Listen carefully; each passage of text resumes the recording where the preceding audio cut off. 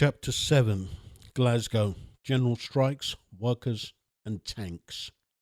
Strikes were also a massive problem for David Lloyd George in 1919. Some of those strikes were very, very significant, but there was a great number of strikes. The general strike in Glasgow started with racist violence. On the 23rd of January, Manny Shinwell, then leader of the Glasgow branch of the Seafarers Union and chairman of Glasgow Trades and Labour Council, told a meeting of 600 white merchant Navy sailors that the reason they were finding it hard to find work was because of cheap Chinese labour. Later that day, sailors were waiting at the Mercantile Marine offices, hoping to sign on for a ship. There was a large group of white sailors and about 30 Sierra Leone seamen. This was the Broomielaw riot, the first of the race riots in 2019. The 30 Sierra Leone men were chased to 118 Broomielaw Street, a lodging house, where hundreds of merchant seamen attacked the house. But the men fought back and 2 attackers were injured, 1 stabbed, 1 shot. Sierra Leone seamen David Samuel and Tom Johnson were arrested for attempted murder. In an interview later, Shinwell blamed the black men for taking jobs. Strikes were happening all over Glasgow, and on the 27th of January, the strike committee decided to announce a general strike. Flying pickets were sent to those places not yet on strike. Many of those pickets were ex-servicemen, some still in army greycoats. All of Clydeside was involved, and miners in Stirlingshire. At first, the police were used to intimidate the strikers and drive them off the streets. But on Bloody Friday, January the 31st, fighting broke out at a rally in George Square. What sparked off the fighting is unclear, although it's generally attributed to the police trying to stop a tram from being immobilised, a technique that was being used by the strikers. In any case, the police had orders to use their batons that day, and if the tramway incident had not provided a justification for their attack, then another pretext would have been found. Trade union leader Gallagher describes the attack. Suddenly, without warning of any kind, a signal was given, and the police made a savage and totally unexpected assault on the rear of the meeting, smashing right and left with their batons, utterly regardless of whom or what they hit. With brutal ferocity, they made their onslaught on defenceless workers. But the police got more than they bargained for that day. Pitched battles took place in the square and the surrounded streets.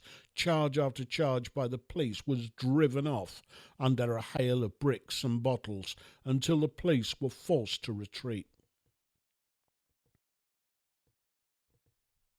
The government now sent in the army.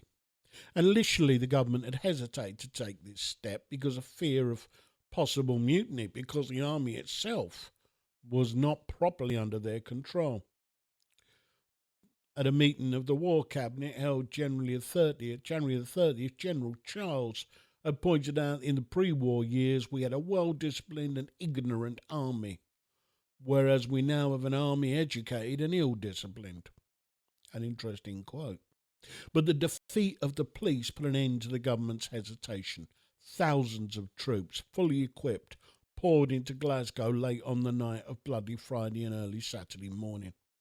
Accompanied by heavy munitions wagons, the general appearance of long columns of khaki-led men suggests that at least the government is in earnest in the measures to crush the new revolutionary spirit, wrote the Glasgow Evening News.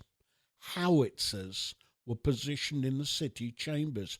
The cattle market was transformed into a tank depot. Machine guns were posted on the top of hotels, and the main post office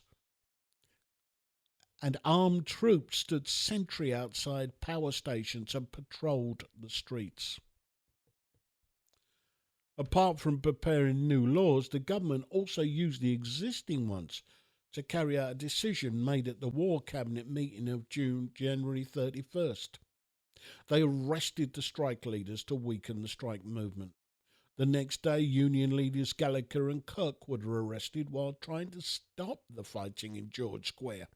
And in following days, the rioting was used as an excuse to pick up other leaders, including Shinwell, Ebery, the National Secretary of the Marxist British Socialist Party, and Hopkins, Glasgow Secretary of the Amalgamated Society of Engineers. The press, supporting the government, jumped on board. The Glasgow Herald put the strike down to the claptrap nonsense of Trotsky and the studious inculcation of the temper of revolt, and described its leaders as a gang of political revolutionaries who have contrived to exploit the industrial weariness of Scottish workers, notorious rebels against the social order. Terrorism on the Clyde, proclaimed one headline in the Scotsman, and Glasgow Bolshevism disgraceful scenes, proclaimed another in the Evening News, over an article which claims the troops have been sent in to protect life and property from the rabble. The Glasgow strike was broken, and the strike leaders were all taken to court. After tanks and howitzers in the main square and across Glasgow. The central